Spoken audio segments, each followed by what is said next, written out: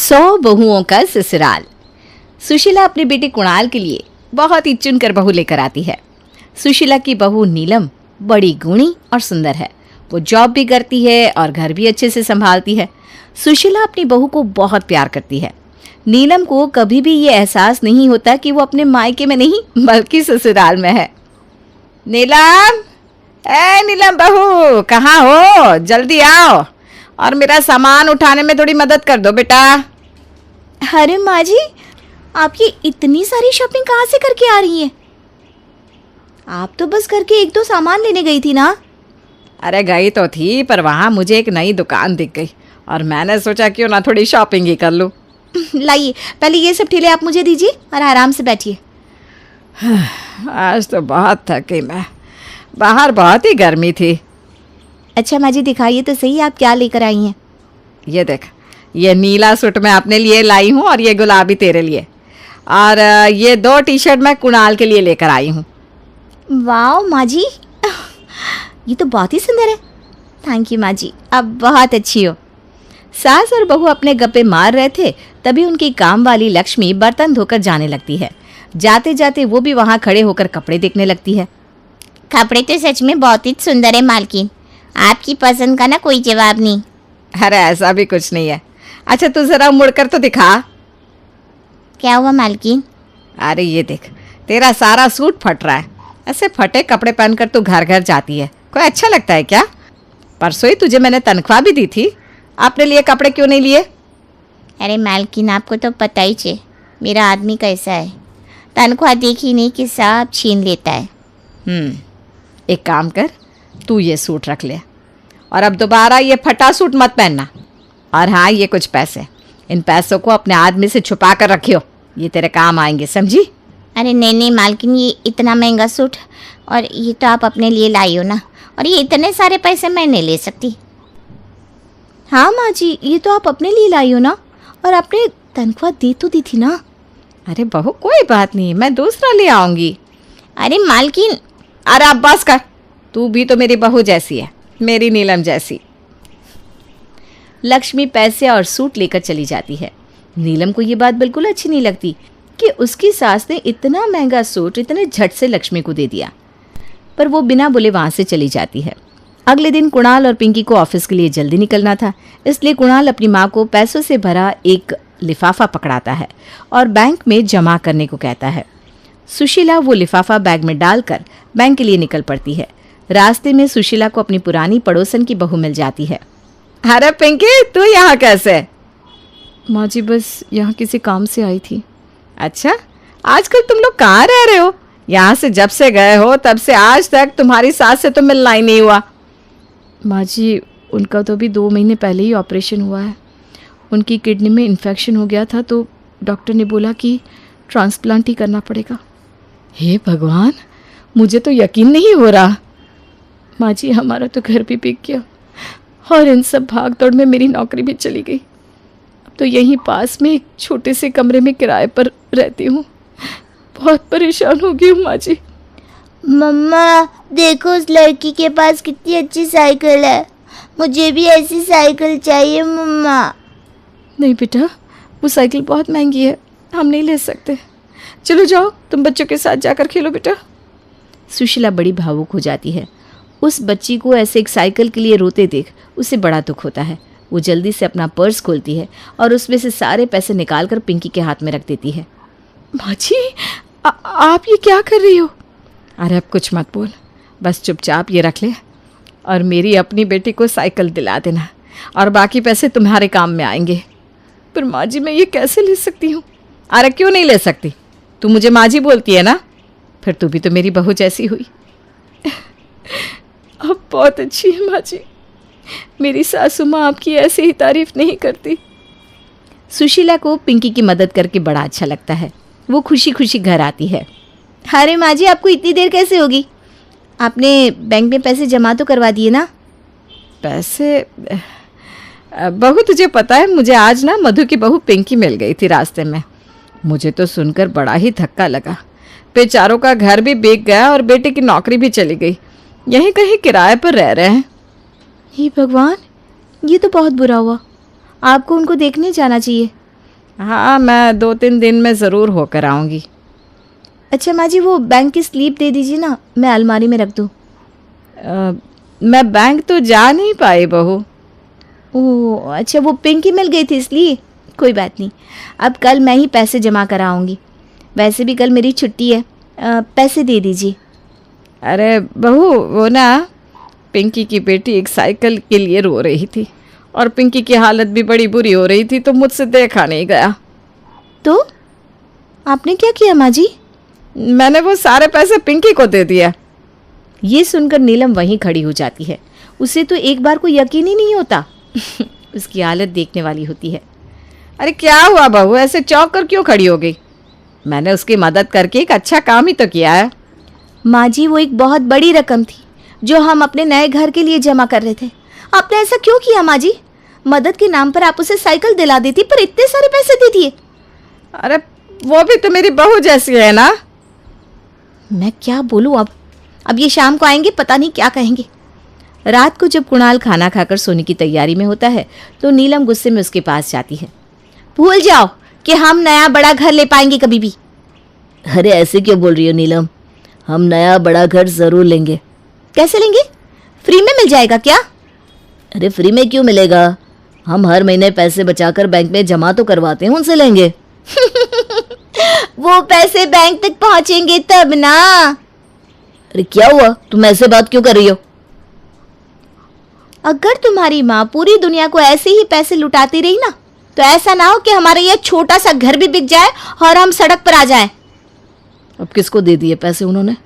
वो मधु आंटी को, उनके पड़ोस में रहती थी ना, उनकी बहू पिंकी मिली थी, उनको सारे पैसे दिए आई हैं जो तुमने बैंक में जमा करने को दिए थे। हैं? ये क्या बोल रही हो तुम? मेरी भी ऐसी ही हालत हो गई थी जब उन्होंने मुझे बताया था। अरे मदद करना बुरा नहीं है, पर इतनी ऐसे पैसे लुटा लुटा कर हर किसी को बोल देती है, अरे ये तो मेरी बहू जैसी है, ये तो मेरी बहू जैसी है। जाने कितनी बहू बना रखी है तुम्हारी माँ ने। माँ के इस दान पुण्य से मैं भी दुखी हूँ। हम इतने तो अमीर नहीं है, पर माँ समझती क्यों नहीं है? जिसको ही तकलीफ में देखती है बस उनको उसमें तुम नजर आ जाती हो। मैं कैसे? अरे मतलब उनको सब अपनी बहू जैसी लगती है। कुणाल और नीलम उस रात बड़े परेशान रहते हैं, पर वो अपनी माँ को कुछ बोल भी नहीं सकते थे, नहीं तो कहीं उन्हें बुरा लग गया तो। अगले दिन एक नई शुरुआत होती है। कुणाल और नीलम दोनों साथ में ऑफिस के लिए निकल जाते हैं। उसकी बाद सुशीला घर पर अकेली होती है। वो घर पर बोर हो रही थी, इसलिए टीवी देखने लगती है। कुछ देर बाद दरवाजे की बेल बजती है। अरे इस वक्त कौन आ गया? वो जाकर दरवाज़ा खोलती है तो सामने उसका भतीजा और उसकी बहू रज्जो खड़े थे। नमस्ते बुआ जी। नमस्ते माँ जी। नमस्ते बच्चों, नमस्ते। आओ अंदर आ जाओ। तुम दोनों आने वाले हो, मुझे बता देते तो मैं नीलम को ऑफिस नहीं जाने देती। अरे नहीं बुआ जी, भाभी जी की छुट्टी क्यों करवानी? वो तो आज अचानक आना पड़ गया, वरना फ़ोन करके ही आता। अरे कोई बात नहीं बेटा, ये भी तो तेरा ही घर है। अच्छा मैं पहले कुछ चाय नाश्ता लेकर आती हूँ, फिर हम बातें करते हैं। अरे नहीं बुआ जी, कुछ लाने की ज़रूरत नहीं है, बस वो आपसे कुछ बात करनी थी। हाँ हाँ बोल बेटा, क्या हुआ? वो बुआ जी समझ नहीं पा रहा हूँ, कैसे बोलूँ। अरे जैसे बचपन में बोलता था ना, बिल्कुल वैसे। आज बड़ा हो गया है तो बुआ को नहीं बताएगा क्या? है, चल जल्दी से बता क्या बात है। वो बुआ जी, वो बुआ जी मैं बताती हूँ आपको। दरअसल इनको काम के सिलसिले में कुछ महीनों के लिए बाहर जाना है। अब ये मुझे अकेले छोड़कर जाना नहीं चाहते, इसलिए बस चाहते हैं कि जब तक ये वापस ना आए मैं यहीं रहूँ आपके पास। वो बुआ जी ऐसी हालत में किसी बड़े का होना तो ज़रूरी है ना। कैसी हालत में बेटा? क्या हुआ है? वो रज्जो पेट से है, अभी दूसरा महीना ही लगा है। अरे वाह, ये तो बड़ी खुशी की बात है बेटा। मैं तो बड़ी खुश हूँ, अब मैं जल्दी दादी भी बन जाऊंगी। ये तो तूने बड़ी अच्छी खबर दी है। और हाँ, तू रज्जो की चिंता मत कर, ये भी तो मेरी बहू ही है, इसका मैं पूरा ध्यान रखूंगी। आप बहुत अच्छी हो बुआ जी। राजू अपनी बीवी रज्जो को सुशीला के पास छोड़कर चला जाता है। बहू तू जा अंदर कमरे में आराम कर, बिल्कुल अपने घर की तरह रहना। हाँ? जैसे मेरी नीलम बहू है वैसे ही तू है मेरे लिए। कुछ भी चाहिए तो मुझे बता देना है। जी माँ जी। शाम को कुणाल और नीलम थके हारे ऑफिस से आते हैं। आने में उनको देर हो जाती है, इसलिए नीलम फटाफट किचन में खाना बनाने जाती है। अरे बहू क्या बना रही है? आलू मटर और रोटी बना रही हूँ माँ जी। अच्छा तो एक जने का खाना और बना देना। हाँ किसके लिए माँ जी? कोई आ रहा है क्या? आ नहीं रहा, आ गई है मेरी बहू रज्जो। वो राजू है ना मेरा भतीजा, उसकी बीवी रज्जो। अच्छा रज्जो आई है, ये तो बड़ी अच्छी बात है। अब रज्जो को बोल देना कि 2-4 दिन रहकर ही जाए। अरे 2-4 दिन नहीं, अभी तो वो यहीं रहेगी। यहीं रहेगी मतलब? सुशीला फिर नीलम को सारी बात बताती है। नीलम को समझ में नहीं आ रहा था कि वो इस बात पर क्या बोले। वो सीधा कुणाल के पास जाती है। ये भगवान, माँ भी ना एक प्रेग्नेंट औरत को ऐसे कैसे अपनी जिम्मेदारी पर रख लिया, और वो भी पता नहीं कब तक के लिए। छोड़ो भी, मैं तो बस बताने आई थी। मैं चलती हूँ, जाकर खाना भी तो बनाना है। नीलम वापस जाकर खाना बनाने लगती है। तभी रज्जो आकर कहती है, अरे दीदी नमस्ते, कैसी हो आप? मैं ठीक हूँ रज्जो, तुम बताओ। मैं भी ठीक हूँ दीदी। अच्छा आप क्या बना रही हो? आलू मटर। आलू मटर? मुझे तो पनीर की सब्ज़ी खाने का मन था। खैर कोई ना, आलू मटर ही खा लूँगी। ये बात सुशीला सुन लेती है और उसी वक्त नीलम को पनीर की सब्जी बनाने के लिए कहती है। नीलम पहले ही थकी हारी होती है और ऊपर से पनीर की सब्जी। रज्जो मुस्कुराते हुए एक सेब उठाकर वहां से निकल जाती है। नीलम गुस्से में एकदम लाल चुपचाप खड़ी थी। 2-2 सब्जी बनाने में उसे घंटों लग जाते हैं। वो खाना बनाकर डाइनिंग टेबल पर लगाई रही थी कि रज्जो बोल पड़ती है, दीदी मुझे सलाद भी देना। वो डॉक्टर ने बोला है कि जितनी ज़्यादा सलाद और फल खाओगी उतना ही बच्चे के लिए अच्छा है। सलाद? नहीं आप थक गई होगी ना, अब बैठो मैं ले लेती हूँ सब कुछ। अरे बहू तू आराम से बैठ और खाने का स्वाद ले। जी माँ जी। अरे नीलम तुझे नहीं, मैं रज्जो को बोल रही थी। वो प्रेग्नेंट है ना, तू जा उसके लिए सलाद लेकर आ। जी माँ जी। कुणाल ये सब देख रहा था और उसे बड़ा ही गुस्सा आ रहा था। सब लोग खाना खाने लगते हैं पर कुणाल और नीलम का खाने में बिल्कुल मन नहीं लग रहा था।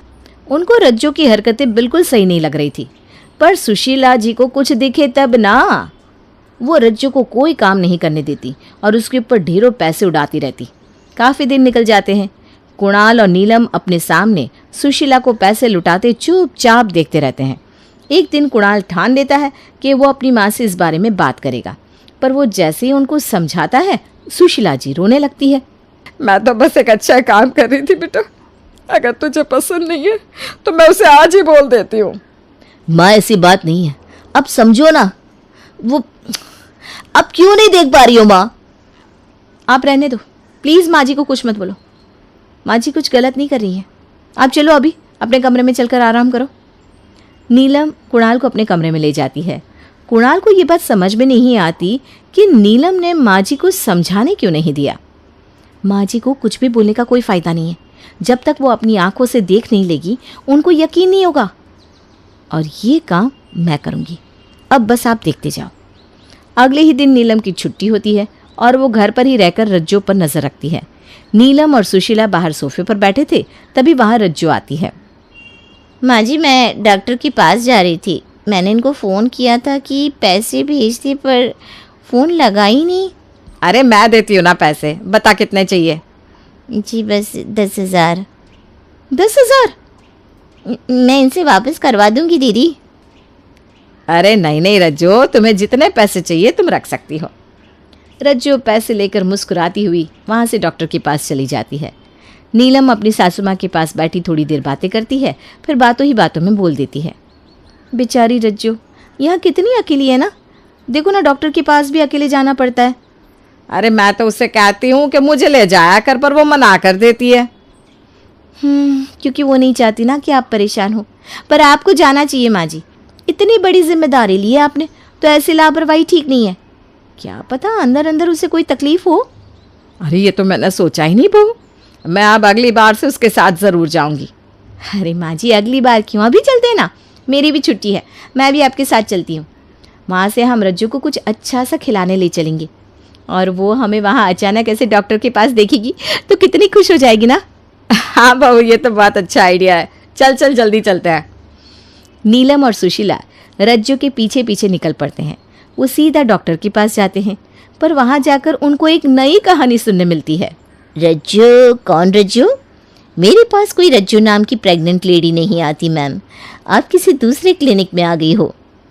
अरे रज्जो तो हमेशा मुझे आपके ही क्लिनिक का नाम बताती है। अरे माँ जी क्या पता हम ही गलत आ गए हो। चलो चलते यहाँ से, मैं आपको ना अभी एक और बढ़िया सी जगह लेकर जाती हूँ। अरे पर रज्जो, अरे जब घर जाओगे तो उससे खुद पूछ लेना, ठीक है ना। नीलम अपनी सास को एक मॉल में लेकर जाती है। वहाँ अपनी सास को सीधा एक रेस्टोरेंट में ले जाती है। ये जगह ठीक है बैठने के लिए माँ जी, बैठी ना, यहाँ का खाना ना बहुत यम्मी है। अरे पर घर पर खाना बना तो है ना बेटा। अरे माँ जी कभी कभी बाहर का खाना भी खा लेना चाहिए। नीलम खाना ऑर्डर करती है और दोनों सास बहू खाना खाने लगती है। खाना खाते खाते सुशीला जी एकदम रुक जाती हैं। उनके चेहरे का तो रंग ही उड़ जाता है। क्या हुआ माँ जी, रुक क्यों गई? खाओ ना खाना। नीलम बहू जरा वो देखना, उधर वो रज्जो और राजू ही है ना, या मेरी आंखें धोखा खा रही है? अरे हाँ, ये तो राजू और रज्जू ही है। ये यहाँ क्या कर रही है? और ये राजू तो बाहर गया था। चलिए माँ जी अभी चलकर पूछ लेते हैं। नीलम और सुशीला उन दोनों के पास जाते हैं। राजू और रज्जू की तो सुशीला और नीलम को देखकर ही हालत खराब हो जाती है। यह सब क्या है रज्जो? तू तो डॉक्टर के पास गई थी ना, और तू तो बाहर गया हुआ था। और ये तेरा पेट, तू प्रेग्नेंट थी तो ये पेट अचानक से गायब कैसे हो गया रज्जो? वो माँ जी, मैं डॉक्टर के पास ही गई थी, पर वो मैं तो आज ही आया हूँ बुआ। सर आपका बिल। और हाँ, आप पिछले हफ्ते अपना ये बॉक्स यहीं भूल गए थे। पिछले हफ्ते? पर ये तो 2 महीने से बाहर था, बॉक्स किसी और का होगा। नहीं मैम, ये तो हर हफ्ते लंच करने यहीं आता है, ये बॉक्स इनका ही है। चलो माँ घर चलते हैं, अब कुछ पूछने की ज़रूरत नहीं है। कुणाल और नीलम उसी वक्त सुशीला को घर ले आते हैं। पिछले हफ्ते उसी रेस्टोरेंट में मेरी मीटिंग थी और तभी मुझे ये सब पता चला। तो मुझे क्यों नहीं बताया? क्योंकि आप यकीन नहीं करती ना, इसलिए ये सब आपके सामने लाना ज़रूरी था। रज्जू और राजू ने आपको पागल बनाया। ना तो वो प्रेग्नेंट थी और ना ही राजू बाहर गया हुआ था। वो बस आपको लूट रहे थे माँ जी। पता नहीं है आपको किसी भी बेचारी लड़की को देखकर क्या हो जाता है। सबको अपनी बहू समझ बैठती हो और सब लुटाने तैयार हो जाती हो।